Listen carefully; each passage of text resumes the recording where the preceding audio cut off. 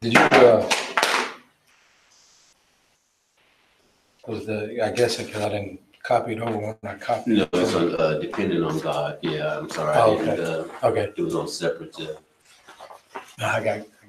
Just didn't, I guess when okay, so you didn't have nothing on there, so I went crazy. Sorry about that. Yeah. No, it's good. I just want to make sure.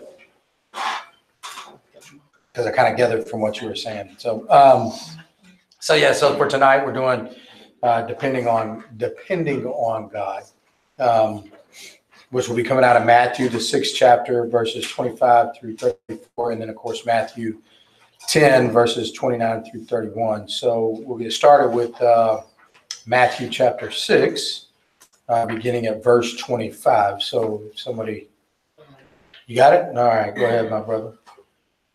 That is why I tell you not to worry about everyday life, whether you have enough food and drink or enough clothes to wear. Isn't life more than food and your body more than clothing? Look at the birds. They don't plant or harvest or store food in barns, for your heavenly Father feeds them. And aren't you far more valuable to him than they are? Can all your worries add a single moment to your life? And why worry about your clothing? Look at the lilies of the field and how they grow.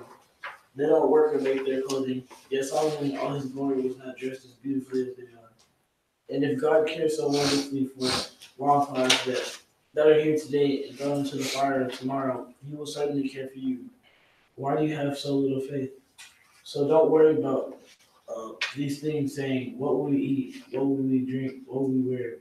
These things dominate the thoughts of unbelievers, but your heavenly Father already knows all your needs.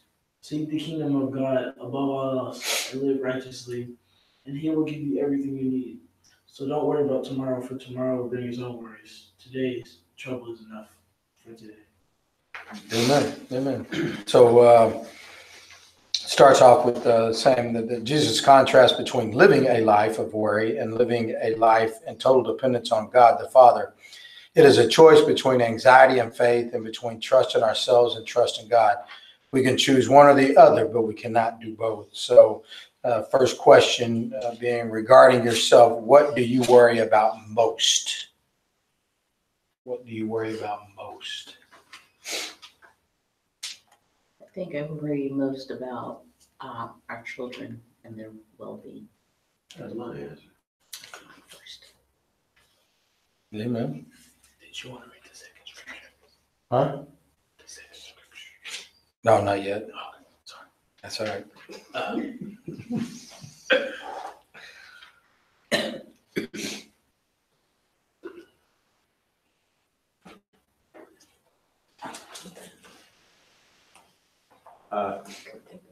I would say, children, I think, and it's, I mean, I was thinking about it last night because it's like, I know we shouldn't, but yet you still find yourself, you know what I'm saying, doing it, and because you think like, okay, whether they're gonna make the right decisions, whether they're gonna trust God, and it's like, I know that, like I said, you can do one or the other, you can't do both. And it's like, well, I'm gonna like really trust God with them, or, worry and drive yourself crazy at times, Amen. So I just expounded on what Tina said. She just said children. Amen. And that's all of them. I mean, even if they're Oh yeah, the age don't. yeah, age doesn't matter. Shelly's married. That doesn't matter. It just expands that because they don't worry about the shop and just job occupation. And so I just find at the end of the day, it's like if there's anything that I worried about, it has something to do with the kids. Yeah. I'll say parents. No. Amen. I don't know, take this. I'll probably say, what do I worry? I worry most about, I guess I would say either like feeling my purpose. Like I feel like it's another word. Like I'm not being the best or utilizing the gifts I've been given the most, and I worry that I'm letting people down by not doing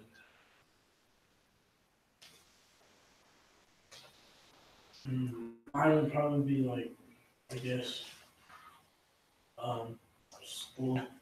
Because like sometimes, like usually at the end of our terms, I usually worry like, cause some of my teachers just don't put grades in. I usually worry about like I'm gonna pass or stuff like that, and just schoolwork in general. So trying not to get zeros. Amen. Anybody else? For myself, I put regarding myself, what do I worry about most? I said it depends upon the different stages of my life. Some things were replaced by others. Obviously, like as a parent, your focus no longer always is contingent about being worried about just providing, but then also you're worried about taking care of the kids or, making sure that you, try to impart to them positive things as opposed to negative things. And of course, obviously, I mean, Jalen said parents, but there's another thing I put where before I didn't worry about my parents much.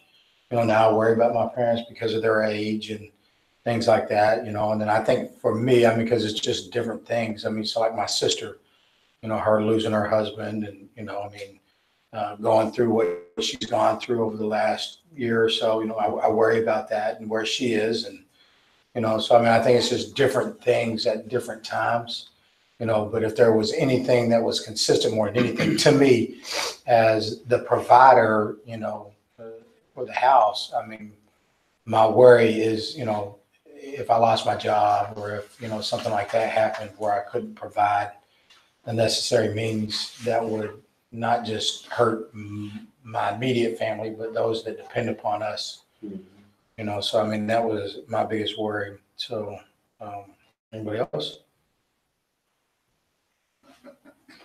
So that's why I kind of held off. Now, if we could read the other scripture and so that we can see, if our worry, you know what I'm saying? Why we shouldn't worry. Go ahead. Are not two sparrows sold for a penny? Yet not one of them will fall to the ground outside your Father's care. And even the very hairs of your head are all numbered. So don't be afraid. You are worth more than many sparrows. So, and I think about that in lieu of what we were talking about. The different people in our lives, our kids and all that. As important as they are to us, how much more important are they to God? Yeah. And it, so, does that mean we stop worrying? To me, it doesn't, but it should give us a vote of confidence. Because I even look at my own personal life. I'm sure that there were times my parents were like really concerned about me, and so now, where I am today, some people even, literally say, who would have thought it, especially the way he was back then, so I think, through much prayer, obviously, my grandparents and my parents, so I think those things that we worry about most are those things that we should pray about the most. So, anybody else want to add? Okay, so the second question says, when do you replace your faith in God with worry?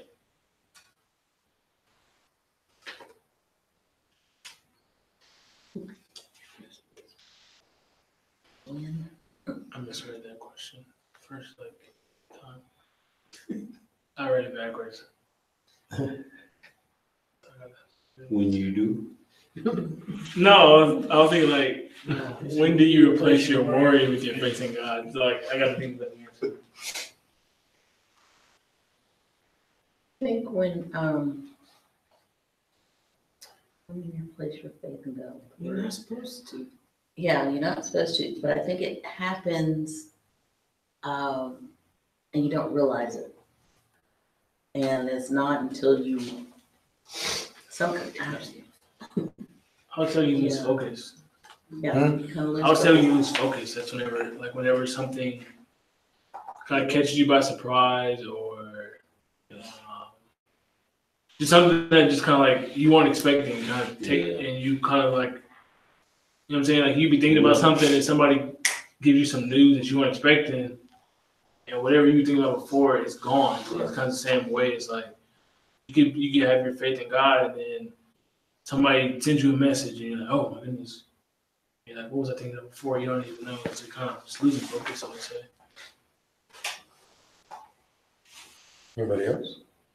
Yeah, I mean, just to kind of, like what he said, you know, whenever, I mean, it's definitely easy to be focused whenever everything is good, but I think about like, you know, when you just, not like you said, when you out there, you know, and just like, man, like this huge storm just came up out of nowhere.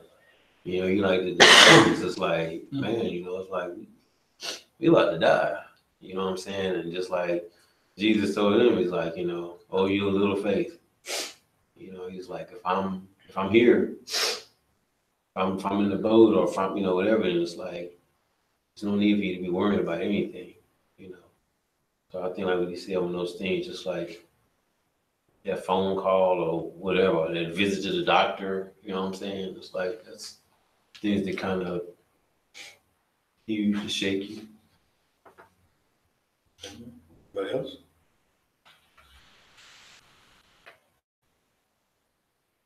I guess like kind of like the overall what this can say like kind of like what you said when you said you lose focus, or I guess like if you hear like bad news, you usually start to like worry, like say someone was in a car accident and like there's like a family member, you start to worry like, oh, are they okay, or like how are they doing? Like, yeah, are they gonna be all right? It's usually at times like when like we want to like start worrying instead of trusting God to take care of it. Amen. Anybody else? I mean, honestly, in this type of situation, I think, I don't know, it's just a natural response to worry about something. But then you reactivate your faith and to take that worry away. I think a What bunch you of gonna the worry or whatever the concern we have when things happen, and it just made me think what he said. It's just like it's the lack of information about it, because I don't know what's going on. If you get a phone call or a text or whatever, a message, some bad news or something, we don't know all the facts or all the information, and that gives you cause to worry. It's like when he called me to say Trey cut himself with the scissors in his eye, and I'm thinking scissors and eye, and I'm thinking, okay, you think all the worst things because you go there. That's just automatic. And it's like, oh Lord, and you know, then you get there and okay, it's a little scratch. I was like, oh, did you call 911? You know, at first I'm thinking call 911. He's like, I don't know if it's that bad, but you know, but because you don't know, and so the unknown is what causes us to worry, because we don't know what's, you know, on the other side of that wall, you know, or down that road, and God can see all that, and there's where we have to, okay, you know, I can't worry about it because I can't be there and do anything I about think it that's what I was gonna say anyway. whenever she And so, said, yeah. I think control is more so within my mind. Like Mhm. we worry about something when we have no control over it. We're like, oh my goodness, like 'cause I think it's kind of like you guys said as parents. You know what I'm saying? But the thing that y'all said first was like kids. You worry about it because like whenever they're, you know what I'm saying, they're a little bitty, you're already there with them through all their stages of life, and it's like whenever you kind of lose control over what they're doing and where they're going, that's whenever the worry starts to grow, and it's kind of like. But you said it's like you reactivate that faith, and when you do that, it's like you're realizing that, well, ultimately, I don't have control of anything, but I know who has control over everything, and that's where that transition comes. Where you're like, God has control over it. I'm putting my faith in the person that does have control. And that was a hard It was like a really hard lesson for me whenever, like when Greg went to college, because it was just pretty rough for me. And so, and I guess the reality was that, kind of like what you said, you know, because God is like, well, you trust me with them when you can see them, when they're right there in front of you. But like when they're not there, you don't trust me with them. You know what I mean? And I remember Summer kind of like she reached out and she was like, because she was asking. I mean, it was a tough time for me. So she was just kind of like hit me with some reality, and I was like to kind of snap out of that, you know, like. And that's true. I mean, I think we, as a parent, we buy into like, oh, I got him, I'm in control. Not really. You can actually feel and see what's going on, but you know, it's like the majority of things in life we really don't have control over. Honestly, Yeah. you know, we don't. Yeah, because I mean, somewhat similar to the same thing, just when things aren't going the way that I think they should or the way that I perceive they would go according to what I felt. You know, like you start thinking, okay, well, this is going to go smooth, and then it start going smooth, or, you know, and that's why I said, you know, typically for most of us, we feel as though when it rains, it pours. You know, car breaks down, then, you know, water heater breaks, and you're like, you know, come on, God. You know what I'm saying? So you kind of lose your faith in him and start worrying, well, how are we going to pay for this? Or how are we going to do that? And then we go to the full extreme and start going, well, why is he punishing me? Right. You know what I'm saying? So, I mean, so now you've completely not only lost faith, but kind of like Jalen said, now you've lost complete focus on what, you know, I mean, you're blaming yourself for something, you know, and I think that's the reason I get frustrated when people blame everything on Satan. You know what I'm saying? Look at Satan work. No, I mean, it's life. I mean, you know, if you don't get the oil change in your car, eventually it's going to break. The blew up. The devil Yeah, busy. look at the devil getting busy. Did he steal all the oil? Yeah, you know, cop pulled me over, you know. I mean, look at it, man. Look at the cop. Dude, you just ran the light. I mean, that's not Satan. I mean, he didn't go, hey, run the light, run the light. I would say something though, because like a lot of what you just said kind of resonated with me, just like with everything since I've graduated. Because like me and her, we had talked about just like I told her just like, you know, I'm not where, like you said, where I thought I would be at a certain time, and how you kind of get frustrated. I think one thing that's big though, as far as like to kind of, you said focus and you're talking about worrying, it's kind of like whenever you have people around you to kind of like help you refocus, you know. I think it was around the time I interviewed with the state. Like my dad talked to me that week, and then that morning before they ended up emailing me, Summer had like texted me and just like kind of encouraging me again. It's kind of whenever you kind of get those, you know, words of encouragement or kind of just kind of helping you refocus, you know, that can be big. So you get, because like for me, like, I was at the time I was worrying a lot, and then kind of going through that whole process, I wasn't worried at all. Like I still didn't have the job, but kind of going into it, I felt a lot better about it. I wasn't worrying and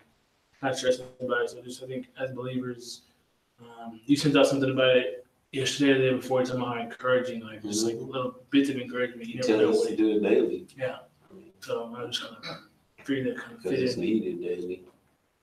Well, and that's the thing. I mean, and I think that's the part where going back to the stages of life. I mean, there are certain things that, you know, I mean, because the Bible does say about God, be still and know that he is God. So sometimes, you know, in that season or that particular moment, because again, I go back to, you know, I mean, certain jobs that I didn't get, you know, and I was upset or, you know, frustrated or whatever. And then, you know, hindsight's 2020, where you see, well, if I had got that, then I could have possibly got laid off, you know, because the person that did get it, they ended up not keeping. And, you know, and so, I mean, and that's the thing, you know, to me, that's where you got to have the faith in God to know that whatever's going on, I mean, the word says it, it's eventually going to work out in your favor.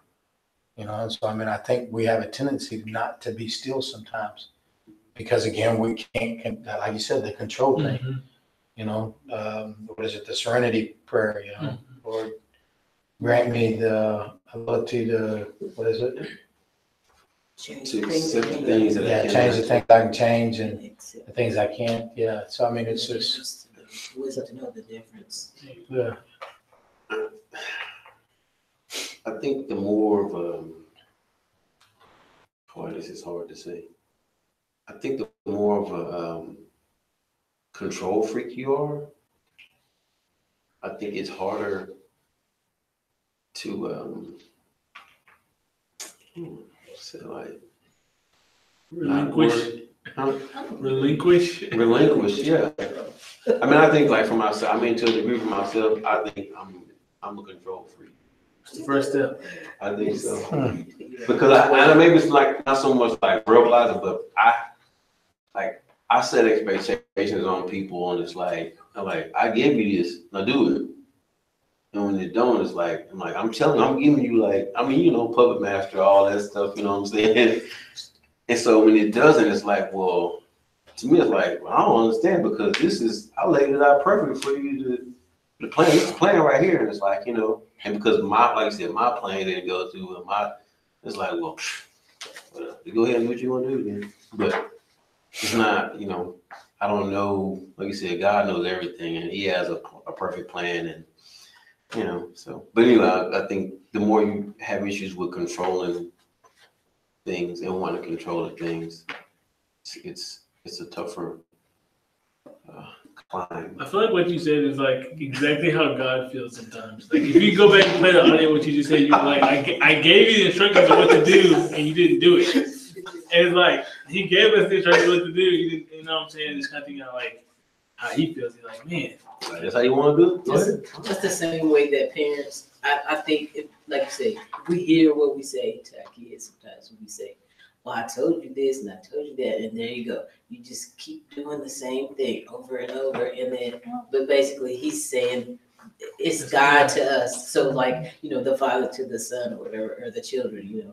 So we just have to, oh wait, you know, kind of like how the minister, when he does the sermon, you study it and whatever before you give it to the congregation.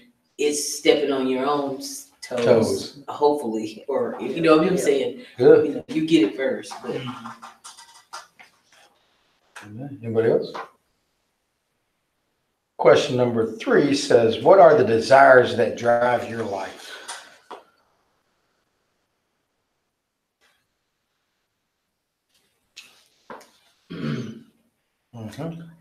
I agree with that.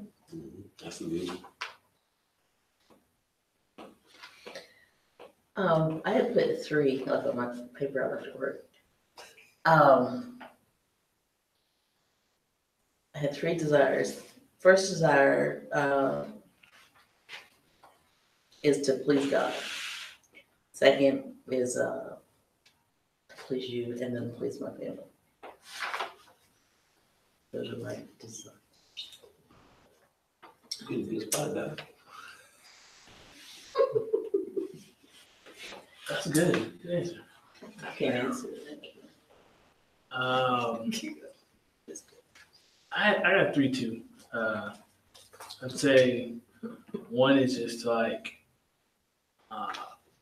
make an impact on people for Christ's sake. That's something I've been trying to be more conscious about lately, especially like starting a new job. And then I desire to fulfill what God has called me to do. And then the last one I said, a desire to just maximize the talents I've been given, whatever capacity that may be. Amen. Anybody else?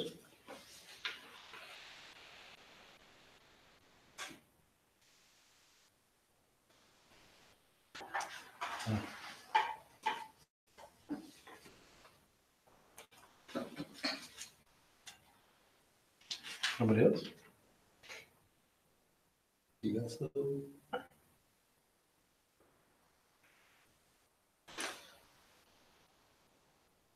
Yeah, I just put to to be the best of whatever God's called me to be. Because I think if I'm striving to do that, then everything else kind of falls into place. These are my hidden notes. He can minister ministry. But I mean, but I also put sometimes life has a tendency to disrupt my desire to be that person. Frustration, anger, job, family, the things that drive me to be that way are some of the things that also No, yeah. distract me in that process. I guess my notes to like maximize like my potential, whether it be spiritually or physically, all the aspects of life. I know too. Anybody else? I think somewhere in that process, like, I think most believers would have like a similar answer. I think, it's like what gets, kind of like what you said, like what gets in the way of like, you know what I'm saying, those things, because I oftentimes think about like, I do a lot of thinking at work. I go in my room, that's my spot, man. Like usually at night. And, you know what I'm saying, there's things that we talked about years ago, you know what I'm saying, like, and then not necessarily to be like, it's to be that person that, like, all the time that people perceive you to be.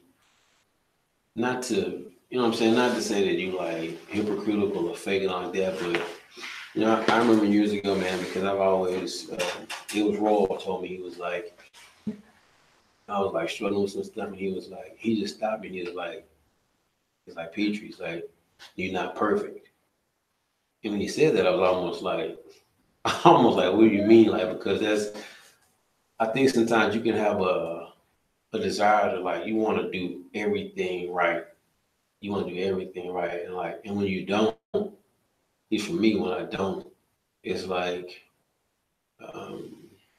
for whatever reason, I think I've gotten better at it, but it's just like, I don't need anybody else to tell me how bad I messed up or whatever. Or like, I don't need nobody else to like throw condemnation on me and like that. You know what I'm saying? I do like a really good job of it Right. on my own. You know what I'm saying? And I know that that's not healthy. You know what I'm saying? And God, I mean, we know that because those things don't, shame, guilt, condemnation, those things don't come from God. You know what I'm saying? So, but I just think that desire to be, I always think about David, man. The Bible said David was a man after God's own heart. That's a tremendous desire, But even at yet, everybody know his story. I mean, he just he went from one. No, I ain't talking about the stone. Talking about he was a little bit older, King David. Let's talk about the brick. Yeah. The brick house.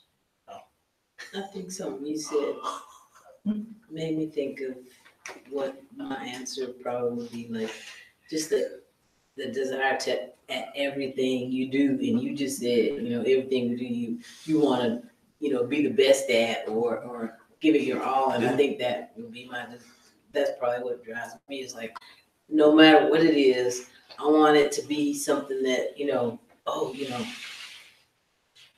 want to put all of you into it, and then, like you said, life gets in the way, and you, oh man, I didn't finish. Right. My intention was to, do this, and I had, this grand plan, and you always come up with something else, and then you kind of get like distracted. Oh, I gotta put that away and do this one. But with everything, to kind of just, the desire to just, give it 100. And then, I don't know. A lot of times that doesn't happen, but Right. to attempt to do that, like, the Lord says, whatsoever you put your hand finds to do it with all your might, and do it. It's like you do it for the Lord. So whether it's washing the dishes or I don't know, building a cathedral. I mean, whatever, you know, small or great, whatever it is, you still you wanna give it your all and don't kind of give a half effort, because if you're gonna halfway do it, you might as well not do it at all, so, I watch them like I do. yeah. Well, and to me, you can't get caught up or have a desire to try to please everybody No. because, I mean, you know, even thinking about like this State Farm job, the biggest thing that's most frustrating about it is you got a door that you're working on trying to fix it, and then all of a sudden you got somebody coming up and saying, hey, this door ain't working over here. So you go to start working on that door, and then somebody else comes up to you and says, hey, the overhead door in the back is sticking. So, I mean, before you know it, you've gone to all these different doors, but you haven't fixed one of them. Right. You know, and so I think that's how we get with people sometimes. You know, you try to take care of this. Well, then you think you got to go over here and take care of this, and you got to think you got, and then so before you know it, you're overwhelmed with trying to help and take care of everybody. That I mean, at the end of the day, you know, because the Bible says we ought to love ourselves. You know, and so I mean, we get to the point where we're just so wore down that we can't even love ourselves because we're so frustrated and so overwhelmed with everything else. You know, so again, I mean, life is life. I mean, that's, you know, I mean, and I think we have a tendency to allow life to beat us down to the point where it's easy to feel the shame. It's easy to feel the guilt. It's easy because you're so wore down from all the different things, you know what I mean? But if you're working on that one relationship, which is with God, then the other things will eventually, I mean, I don't care. Either God will remove that, or God will heal that, or God will open up the opportunity for you to fix that. You know, and I think, you know, so I mean, it's, you know, I mean, but I mean, we have to, if our soul drive, it has to be to me, to God first. I mean, and even in that, it gets difficult at times. It gets frustrating because, you know, God didn't do it the way that you thought he should, you know? And so, I mean, it's tough. I mean, life is tough. I don't care what anybody says. I mean, so, anybody else? Amen. Matthew 6:31 and 32. Who does Jesus tell us are those who chase after food, drink, and clothing? So somebody can read 31 and 32. Go ahead, brother. So don't worry about these things, saying, what will we eat, what will we drink, and what will we wear? These things dominate the thought of the unbelievers, but your heavenly Father already knows all of you. So who are these people? Unbeliever. The unbeliever. I mean, and now here's the thing to me. I mean, that doesn't necessarily mean as Christians that we shouldn't, you know, worry about certain things to a degree. But I mean, because you need to provide. I mean, the Bible also says, you know, a man doesn't work, he doesn't what? He doesn't eat. So I mean that, and to me, I mean, God didn't say, well, if this Christian over here doesn't work, he doesn't eat, and this non-Christian over here works and does. I mean, it's period. If a man doesn't work, he doesn't eat. So, I mean, you know, and I think that's the problem with our society today is we got too many people that want to freeload. Nobody wants to carry their weight. And so, and then when things don't go the way that we think they should, we point the finger at other people. We blame other people rather than going, you know what, I put myself in this position. You know, so, I mean, but I mean, it's the unbeliever. And I mean, I think it was you or Greg that said not too long ago, I don't know if we're in Bible study or not, but it rains on the just and the unjust. You know, I think we want God to treat us like we're better than people, but that's not the case. I mean, look what he did with his own son. They want their reward on earth. Good point. Yes, I like that. Yes, absolutely. And that's not to say that God won't give us favor, Yeah. but I mean, you know, to start worrying about it. And I mean, to turn around and get something like getting a brand new house and it's $2,800 a month, you know, I mean, of course you're going to have worry. I mean, you know what I'm saying? I mean, if that wasn't within your budget, I mean, God's going to be like, hello, that wasn't the agreement here, partner. I mean, you're supposed to pray, seek me, be still, and allow me the opportunity to open the door for you to be able to get the house that first off, I'm gonna help you get, and then second off, it's gonna allow you opportunity to not be worried and anxious about trying to have a home. Instead, people want to jump into it and pay that kind of money, and because they got what's it? Champagne. Well, a facade or whatever, I mean, a reputation, being like the Joneses is what they used to call it back in the day. So I mean, I got now. Taxes on a cracker and Right. put your budget though. But I mean, so anybody want to add to that one? Number 5, it says, in what ways do you seek God's kingdom first before seeking the things of this world?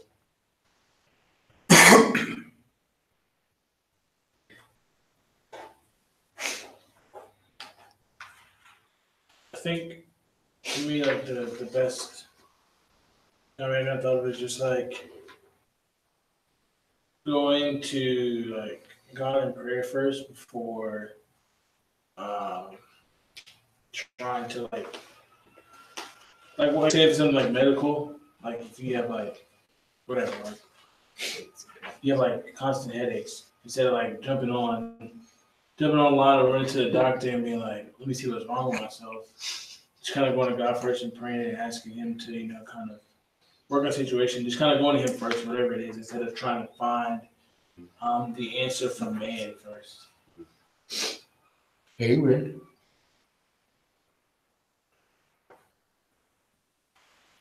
Anybody else?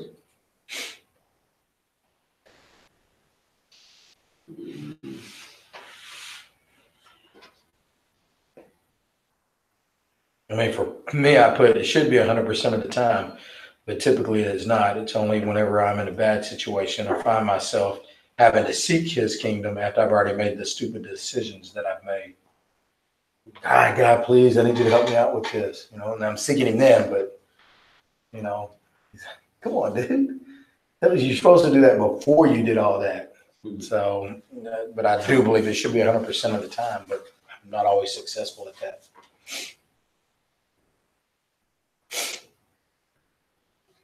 Especially when it comes to my own greediness or my own selfishness.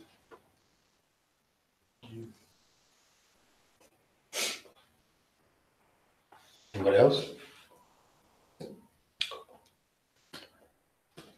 It says, in what ways do you put His kingdom second? Hey, that's that question. That's every time we choose to do what we want to do. Yeah. Yeah, And I do it got first. Right. I could use your headache analogy because, I mean, for me, I have more than my fair share of headaches, but for me, it's like, typically it's like, man, where's the Excedrin? Where's the caffeine? And sometimes I'll go through, I go through 2 or 3 doses of that, and it's like the headache's getting worse, and it's just like, it's not get to the point like I'm not taking any more medicine. I just be like, man, there have been times like, God, it's helping because this pain is just unbearable, you know what I'm saying? And I think sometimes it's like, for me, man, I mean, it's been so long. It's just, I'm not saying that it's I'm always struggle with headaches, but in about 35 years now, battling headaches like that. So it's I don't know. And I think the instances are rare where I do first, like I said, seek Him first and be like, man, I'm just gonna pray and I'm not gonna take anything. But would you say like would you say like you don't do this often because like you don't think it's that significant, or is it just like not the first thing that comes to your mind? You know what I'm saying? Because I feel like some people like in situations like that, they're like, They feel like it's not that big of a deal to where you know what I'm saying? Well, yeah, when it started, I mean, yeah, maybe so. I mean, because generally what happens is the pain it just grows and grows and grows to the point where, this is ridiculous. It's really getting ridiculous. But maybe I honestly, I never even thought about it like that. I just know like some people like with whatever it may be, you know what I'm saying? They feel like their situation or struggle there, whatever it is like it's not significant enough to where like they want to like bother God almost. You know what I'm saying? I think it's something that, like Yeah, that's true. Debo's talking about a lot. It's just like there's no thing that's like too small for God. Like it could be like the smallest things, like you're on your way to work or you got a big meeting to be at and you can't find your keys.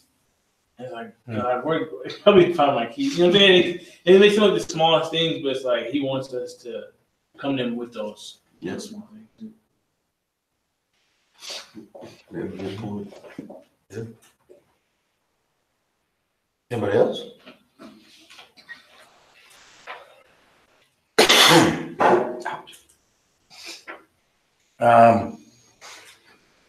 And then the seventh question says, what changes will you make so you will totally depend on God in all things?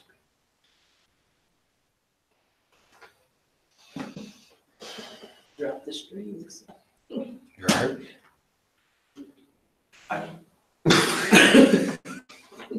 For those of you listening, he's still a little puppet master there. I think, I mean, honestly, we all know the answer. You know what I'm saying? Like, submit, surrender,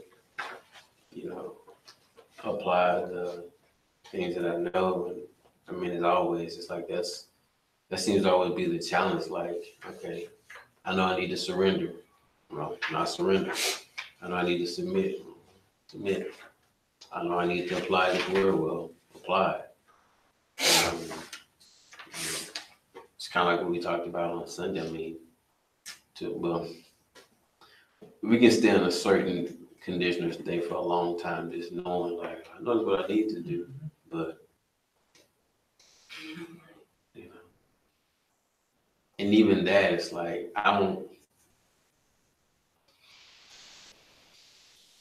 it takes, If we could fix our stuff. yeah, we can fix this, but I'm thinking, like, even to get to the point to where, like, quote unquote, changing ourselves, I think the Holy Spirit plays a huge role in that because, we naturally, we want to resist, we want to rebel, and I think it's understated how much, like, something we talk about, like, deny ourselves daily and, all those things. Like, I think we underestimate how powerful that really is because I think, like, man, today I was really, it was a good day. Okay, well, I'll do it again the next day, and the next day, and the next day, and I think that's where we all know that, like, that's where the ultimate victory is at, and just being able to put, it's like I was talking to somebody earlier, it started a workout, it's like day one down, I'm like, yep, one day at a time, one day at a time. Before you know it, it's like,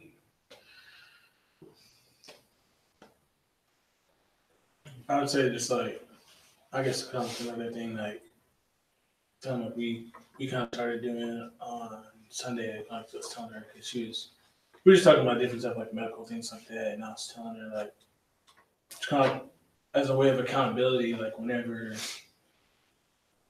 like, someone gives you news like that, like, where they're kind of worried or, like, concerned about this, like, your response is automatically like, all right, let's pray about it. And so kind of like just redirecting fellow believers. So anytime somebody comes to you, whether it be, what I'm saying, in the workplace or if it's like a message somebody sends you, just kind of like the first thing you should always do, just kind of tell them, okay, well, let's pray about it first. Or, what I'm saying? Or you pray about it yourself and let them know, I'm already praying about it, and just kind of Doing that first, because that kind of shows that, okay, no matter what situation it is, first thing first, let's bring it to God and let Him start working on it. And then from there, we just take our hands off and let it go. So it's kind of like something we kind of challenge each other, kind of grow with, kind of moving forward. So. Anybody else?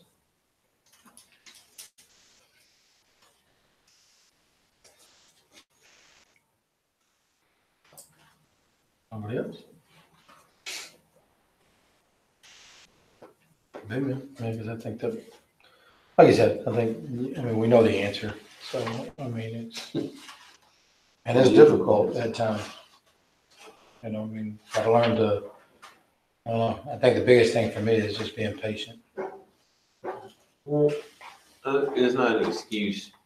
I think part of it, like you said, life. You know, you can be like, man, I'm locked in, I'm dialed in, I'm focused, and I guess we allow it, you know what I'm saying? Like things that we allow things in to get us distracted. And I'm not necessarily like, I mean, it could be whatever. It could be something going on with the kids. It could be something in the marriage. It could be, you know what I'm saying? Or something that's like, because the thing about it is like, I think you might have talked about it. I don't know, something like the other day, but like, you know, the enemy he does not care if you're having a good day, a bad day, the worst time of your life, whatever. He gonna keep firing the darts. You know what I mean? And so, and I think that's the thing. Like he doesn't stop. We stop. We take days off. You know, but he does not take any time off. You know, he's constantly like, you know, on the move and doing stuff, and yeah, that's all. Nobody else? All right, well, then we'll conclude tonight's Bible study. Thank those who were listening